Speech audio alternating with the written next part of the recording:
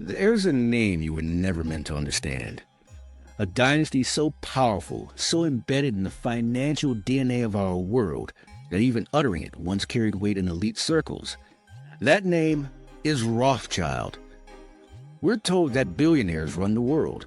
But long before the tech giants, before central banks became household names, before governments rose and fell on financial tides, there was one family quietly moving money, shaping nations, and influencing everything behind the scenes.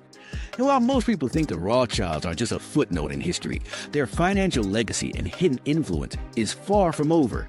Let's go back to the beginning. The Rothschild family's rise began in the late 1700s with Mayor Amschel Rothschild, a banker in the Jewish ghetto of Frankfurt, Germany. He wasn't royalty. He didn't inherit land or power. What he had was information and the ability to move money across borders faster than anyone else in Europe at the time. He trained each of his 5 sons to manage banking operations in key cities across Europe: Frankfurt, London, Paris, Naples, and Vienna. This created a private, encrypted communication network across Europe before telegraphs or phones existed. It was faster than kings could send messages, and that meant the Rothschilds often knew the outcome of wars before the victors themselves. One of the most infamous stories tied to this network involves the Battle of Waterloo in 1815. According to financial lore, Nathan Rothschild received early word of Napoleon's defeat, raced to the London Stock Exchange, and began selling off British government bonds. Panic ensued. Everyone thought Britain had lost. Prices crashed. Then, in a matter of hours, Nathan bought up as much as he could, dirt cheap. When the truth of Britain's victory hit the public, bond prices skyrocketed. Rothschild walked away with an empire-level fortune. Whether that story is entirely accurate or not, the implications are chilling. The power of information, the ability to manipulate markets, the quiet confidence to let the world panic.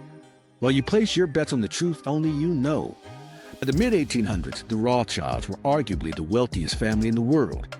They financed railroads, mining operations, national banks, and even wars.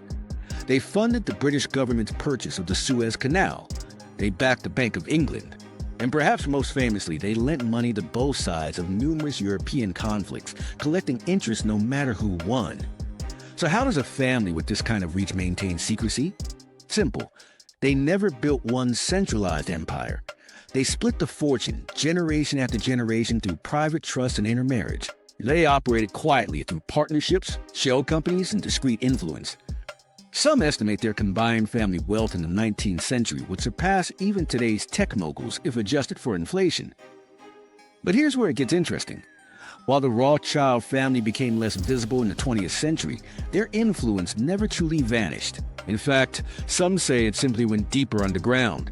Across Europe, their name remains tied to wine estates, private banks, and investment houses. Rothschild & Co., headquartered in Paris, is still one of the most prestigious financial advisory firms in the world, handling major mergers, acquisitions, and restructuring deals quietly for sovereign nations and billionaires alike. In the U.S., their footprint might be more hidden, but not absent.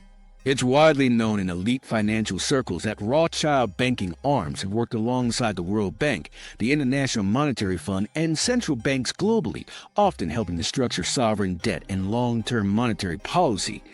Some even speculate their legacy lives on through the architecture of the global financial system itself.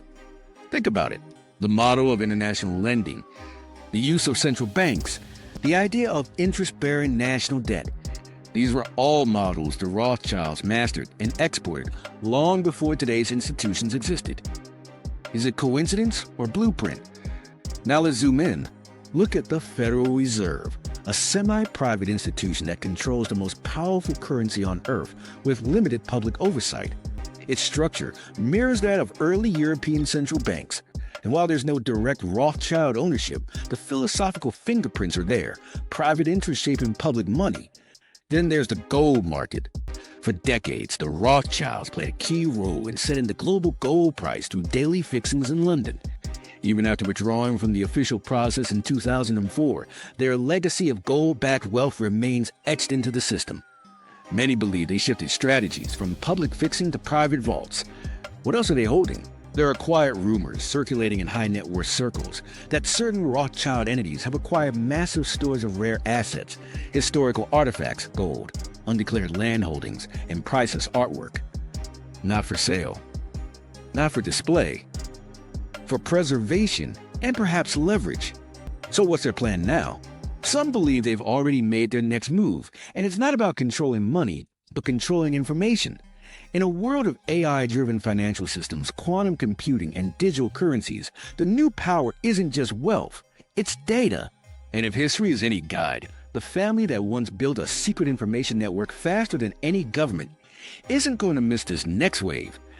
There are whispers of Rothschild-linked investments in encrypted communications, digital identity frameworks, and blockchain-adjacent technologies. Not flashy, not public, but foundational.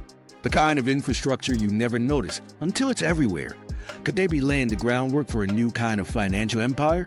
It's possible, because while the world obsesses over Elon Musk and Jeff Bezos, there's something oddly timeless about the Rothschilds.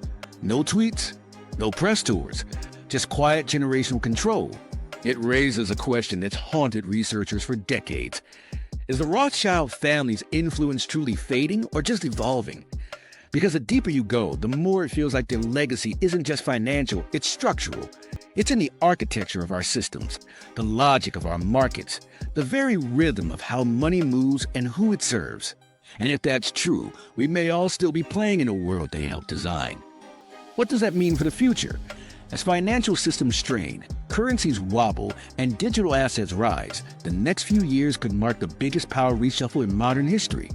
And if history repeats, the ones with the blueprint, the privacy, and the patience may be the ones who quietly win again.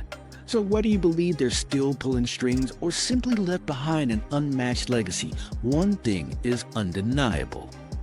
The Rothschild name still echoes in every vault, every bond, and every quiet moment where power meets money.